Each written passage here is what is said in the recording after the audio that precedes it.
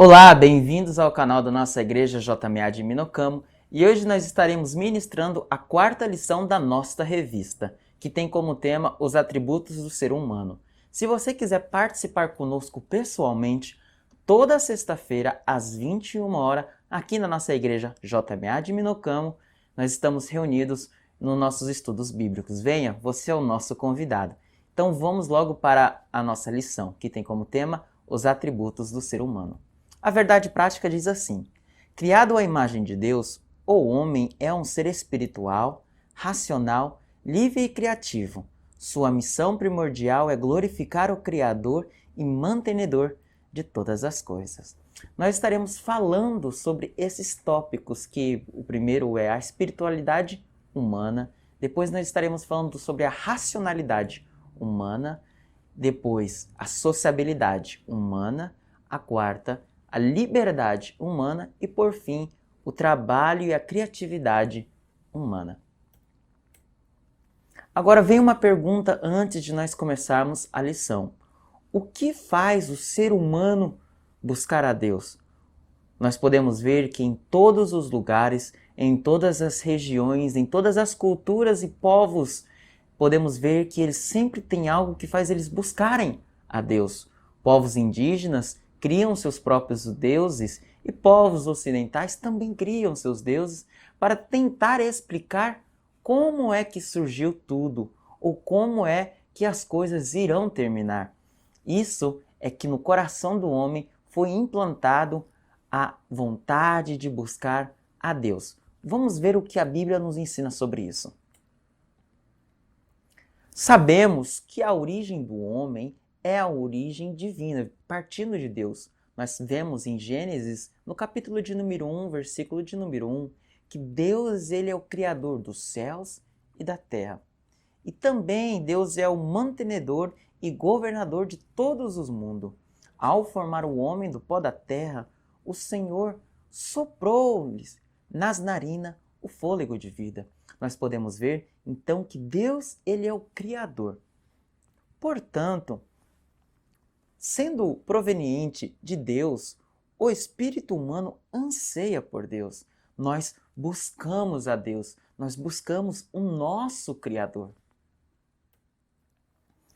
Todo ser humano é religioso por natureza. O homem tem anseio pelas coisas de Deus e sente o desejo de buscá-lo.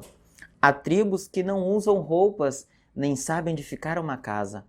Outras sequer têm conhecimento suficiente para acender um fogo. Entretanto, nenhuma há que não possua crenças num ser superior. Por mais primitivo que seja o seu culto, e estranho o seu conceito de divindade, há um denominador comum: o anseio e a busca por Deus. Então, como nós somos provenientes de Deus, Deus ele colocou em nós um DNA, aquilo que faz buscar a Deus. Vamos falar sobre a revelação natural. O que é revelação natural? Revelação natural é o termo frequentemente usado para se referir ao fato de Deus se fazer conhecido na criação, na consciência humana, na moralidade humana e na história da humanidade e assim por diante. Por isso é uma revelação geral. Deus ele se revela através das naturezas.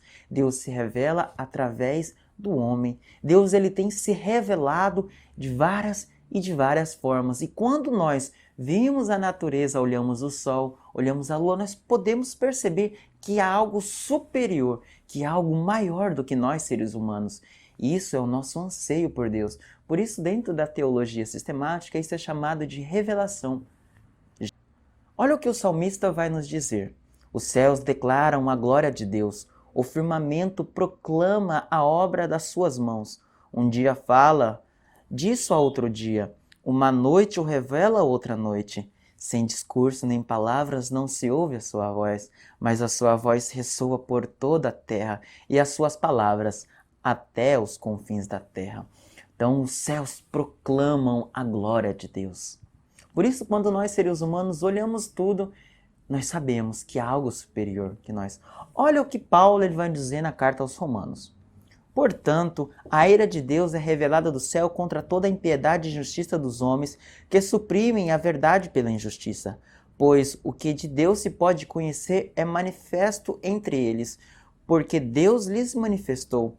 Pois desde a criação do mundo, os atributos invisíveis de Deus, seu eterno poder e sua natureza divina, têm sido vista claramente, sendo compreendida por meio das coisas criadas, de forma que tais homens são indesculpáveis. Então todas as coisas que são criadas por Deus, as coisas que nós vemos, a natureza, a beleza dos mares e tudo isso proclama a glória de Deus. Por isso os homens são indesculpáveis diante de Deus. Olha o que ele vai dizer ainda, continuando. Porque tendo conhecido a Deus, não o glorificam como Deus, nem lhe renderam as graças, mas os seus pensamentos tornaram-se fúteis e os seus corações insensatos se obscureceram. Dizem-se sábios, tornaram-se loucos, e trocaram a glória de Deus, imortal, por imagens feitas segundo a semelhança do homem mortal, bem como dos pássaros, quadrúpedes e répteis. Vemos que há muitas culturas que começam a adorar as criaturas, animais, plantas, começam a criar deuses para si. Mas as pessoas, aqui como Paulo vai dizer, o ser humano, ele troca o Criador pela criatura, começa a adorar as criaturas em vez do Criador. Olha como que o ser humano, no pecado, ele faz trocar, inverter os valores. Nós temos que olhar a natureza e ver a glória de Deus, não começar a adorar as coisas que foram criadas. Nós sabemos que a revelação geral, aquilo que Deus se revela através das coisas que Ele criou, não nos leva à salvação. No entanto, a revelação geral não é suficiente para dar aquele conhecimento de Deus e da sua vontade necessária para a salvação. A revelação geral não revela Jesus Cristo ou sua obra redentora dirigida aos pecadores. Portanto, é necessário aquilo que nós chamamos de revelação especial. A revelação especial é a revelação do caminho da salvação, que é Jesus Cristo. Em tempos passados, antes das conclusões das Escrituras Sagradas, a Bíblia, Deus revelou sua obra redentora por meio dos profetas, através de sonhos, visões e teofanias. Mas agora, a revelação especial recebeu sua forma permanente nas Escrituras do Antigo e do Novo Testamento.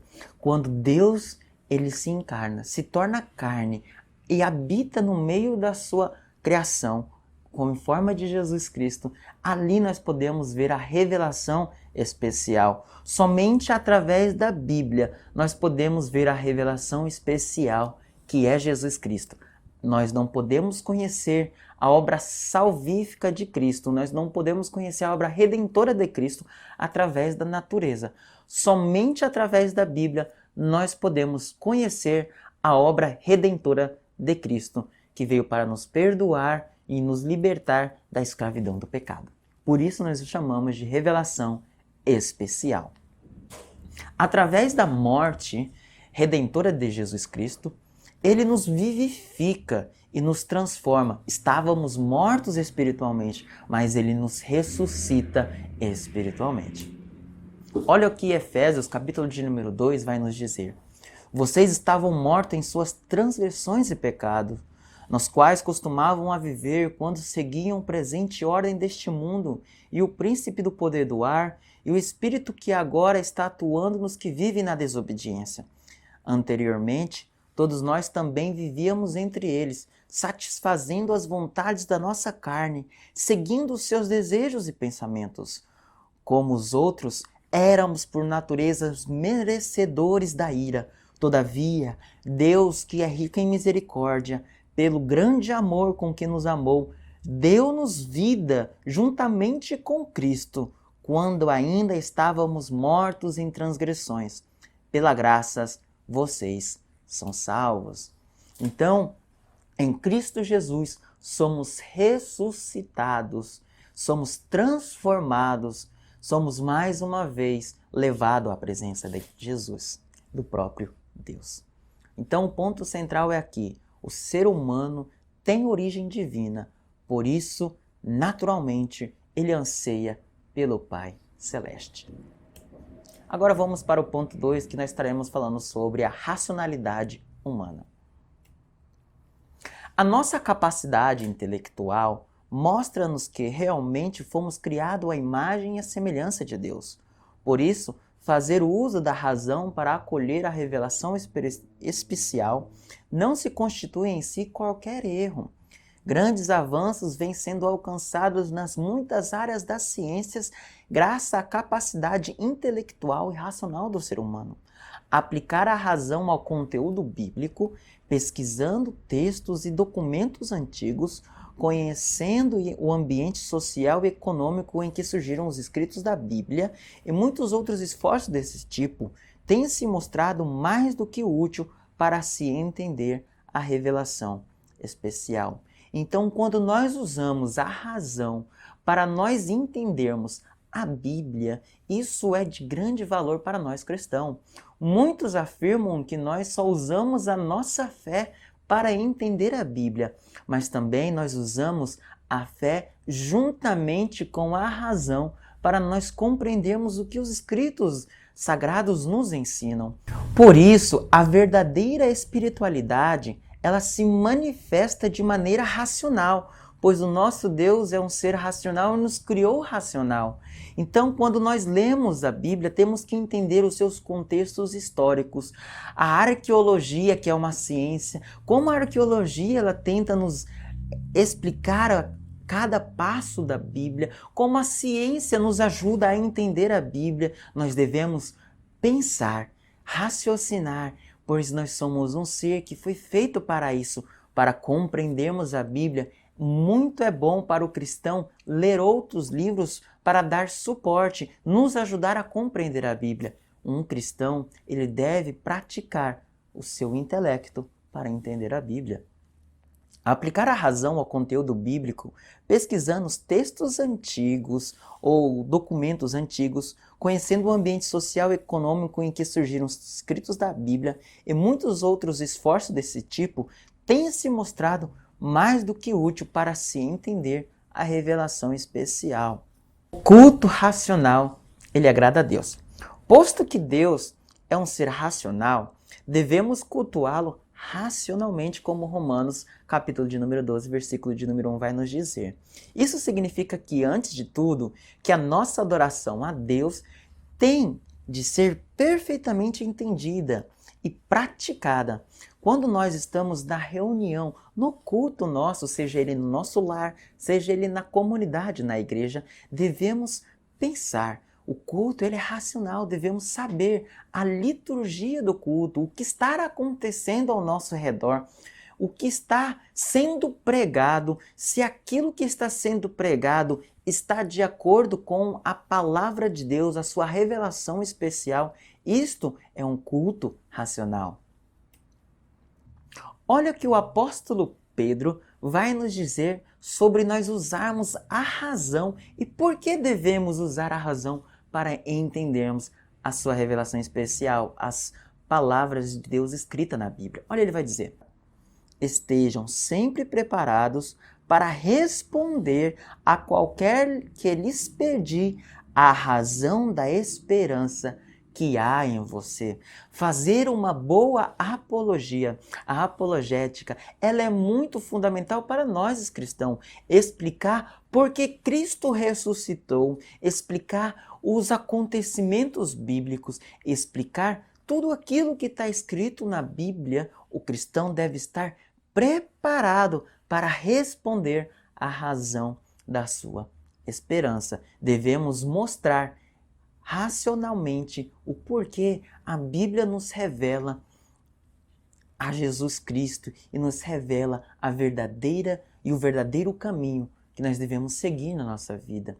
Claro, sempre com a ajuda do Espírito Santo e também, olha o que ele continua no versículo 16, contudo, façam isso com mansidão e respeito, conservando boa consciência de forma do que os que falam maldosamente contra o bom procedimento de vocês, porque estão em Cristo, fiquem envergonhados de suas calúnias. Devemos falar isso com mansidão e com sempre respeito, amando o nosso próximo, mesmo eles nos caluniando, mesmo eles falando coisas, olha, a Bíblia é mentirosa, foi criada por homens. Devemos saber responder isso com bases que está escrito na Bíblia, com textos antigos que nos dão suporte para isso, mas sempre com amor e mansidão.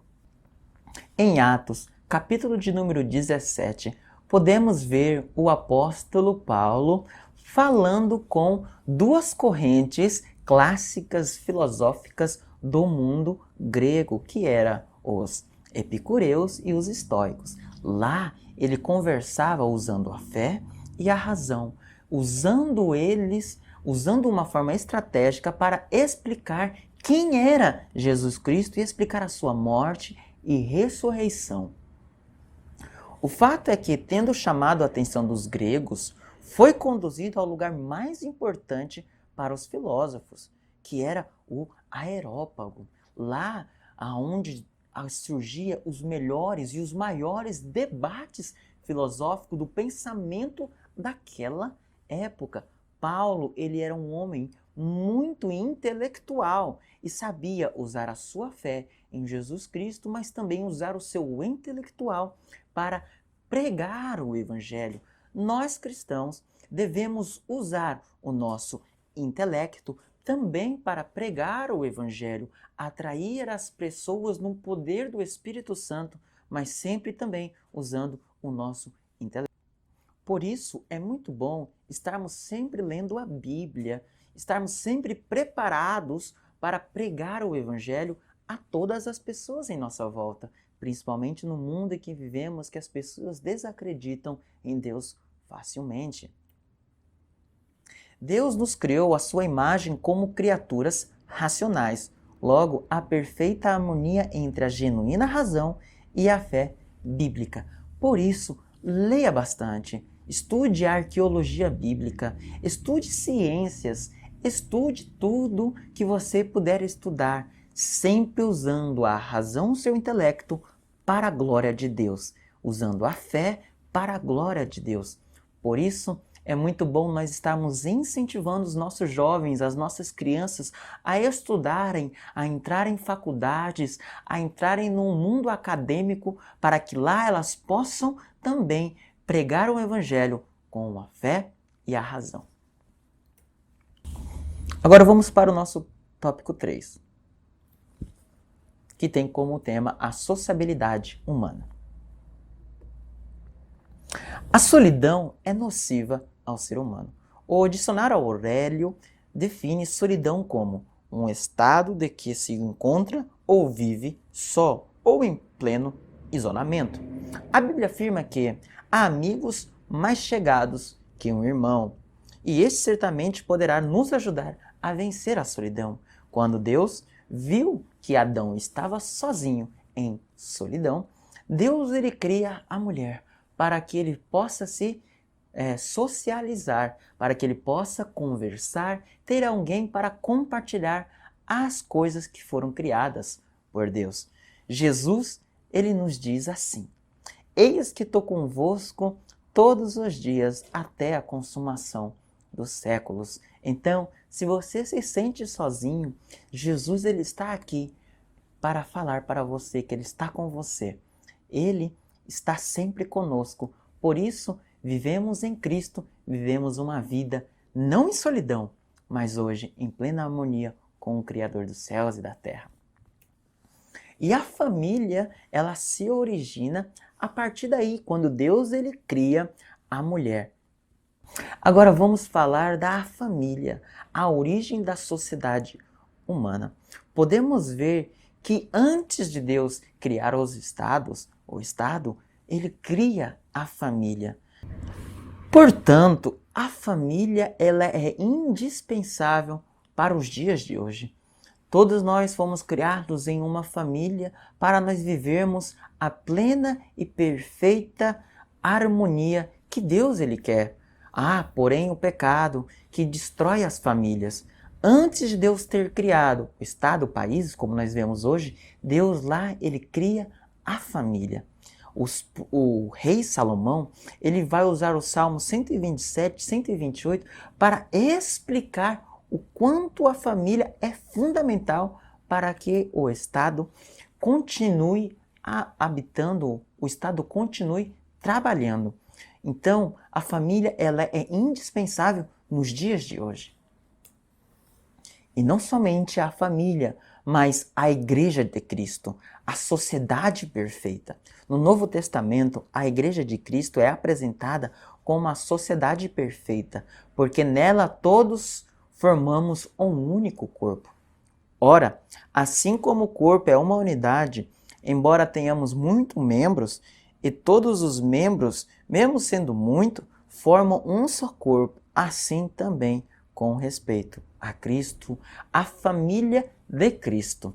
A igreja, ela é unida e ali nós podemos ver a sociedade perfeita.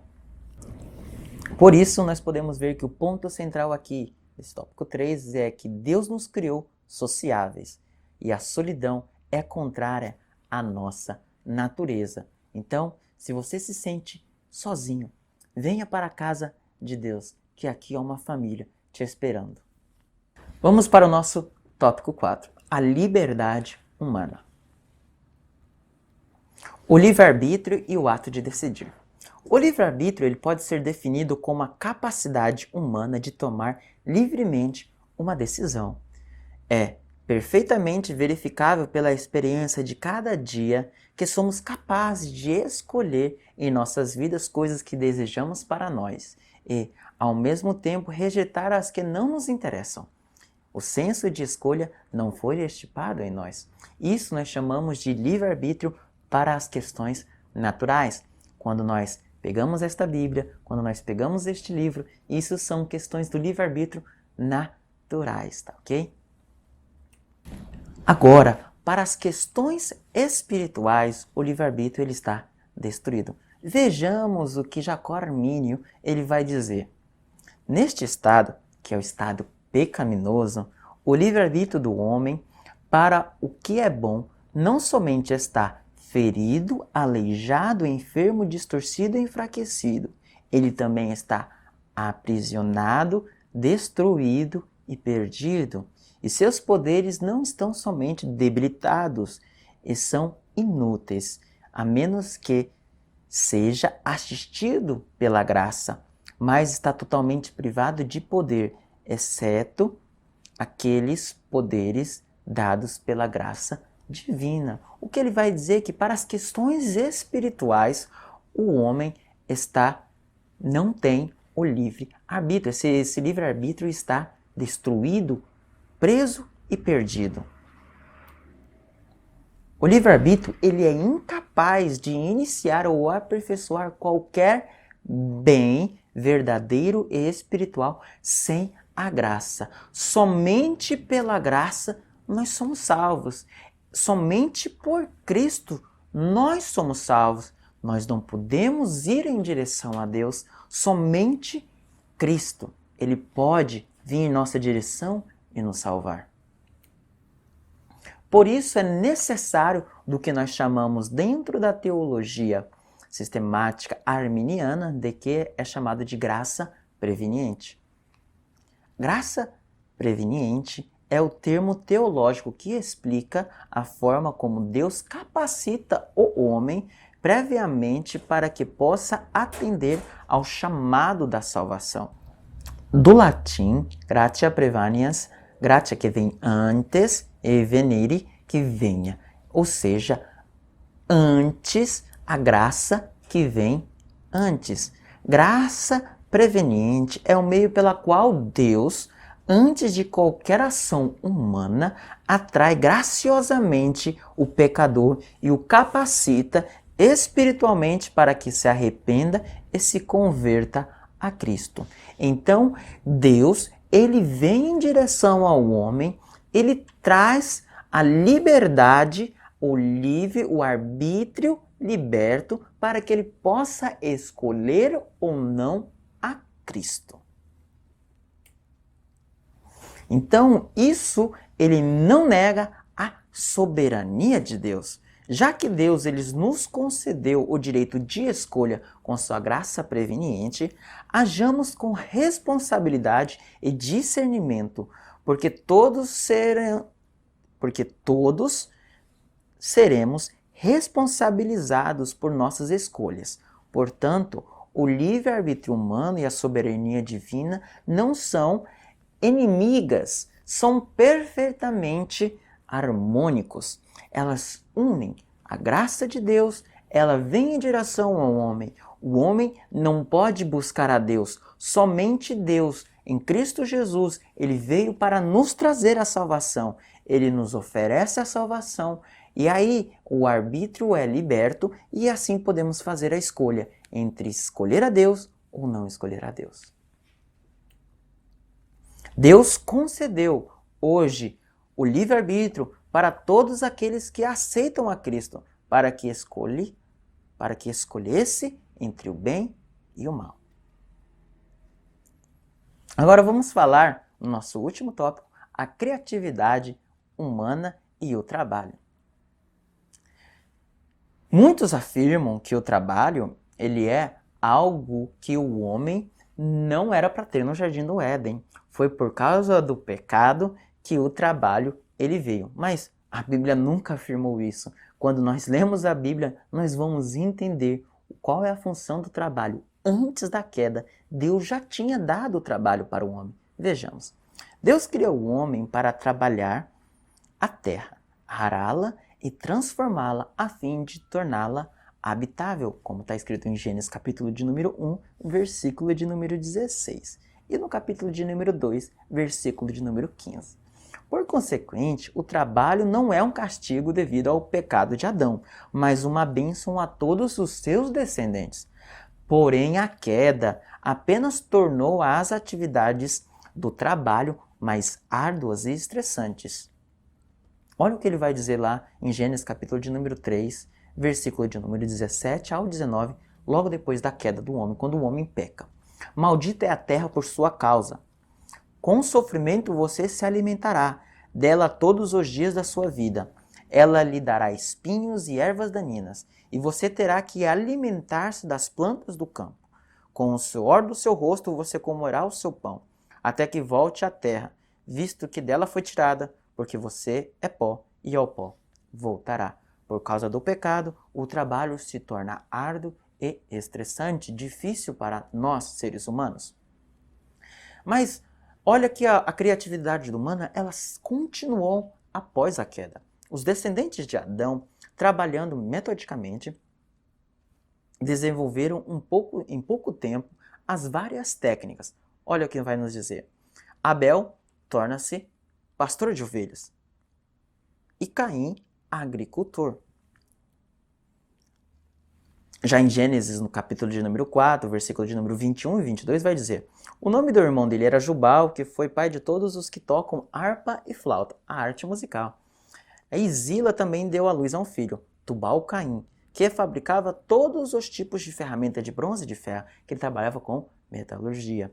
Então nós podemos ver que o ser humano ele é um ser incrível, com uma criatividade incrível, e ele desenvolve essa criatividade para o trabalho, para que ele possa criar sempre. Nós podemos ver na arqueologia que os povos antigos sempre estavam trabalhando para desenvolver a sua cultura. Podemos ver os povos antigos como o Egito, criando pirâmides que têm mais de 2.000 anos, mais de 3.000 anos, que são coisas que nós hoje não sabemos como que eles usaram a técnica para construir aquelas pirâmides. E entre outras maravilhas do mundo antigo.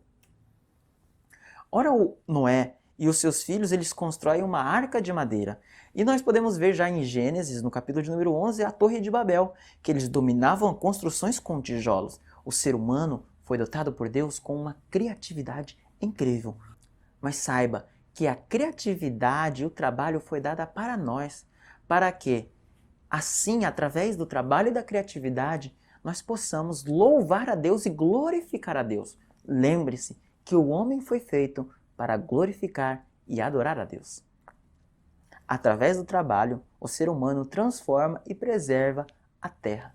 Hoje, a ciência ela tem se multiplicado, mas essa ciência que tem se multiplicado tem que ser para a glória de Deus. Podemos ver que através da medicina que veio se desenvolvendo através de muito tempo, hoje nós podemos evitar muitas mortes, nós podemos evitar muitas doenças. Então, toda a ciência, todo o trabalho, tudo aquilo que nós desenvolvemos com a nossa criatividade é para a glória de Deus. Mas saiba que sempre há pecado no mundo. As pessoas usam dessa criatividade para fazer o mal. Como nós vimos as pessoas usando explosivos para atacar a humanidade, usando armas biológicas para atacar a humanidade, e entre outras armas feitas para atacar a humanidade. As pessoas, por causa da queda, há no seu coração o pecado que habita e elas usam a criatividade para ferir os seus próximos. Nós cristãos devemos dar o bom exemplo, criar coisas para a glória de Deus. Vamos para a nossa conclusão. Em seu discurso em Atenas, Paulo reconhece todos os atributos que o Criador concedeu ao ser humano. Apesar da queda, a humanidade vem evoluindo continuamente, mas, em termos espirituais, o homem regride rumo ao abismo. Somente o Evangelho de Cristo é capaz de restaurar-nos plenamente. Por isso, o Senhor Jesus é o nosso Salvador pessoal. Sem Ele, a vida humana perde todo sentido e encanto. Muito obrigado por ter ouvido e assistido este vídeo da nossa quarta lição e que você venha se inscrever no nosso canal para continuar assistindo às outras aulas. Amém? Toda sexta-feira, aqui na nossa igreja JMA de Minocamo, temos os nossos estudos e você é o nosso convidado. Deus abençoe.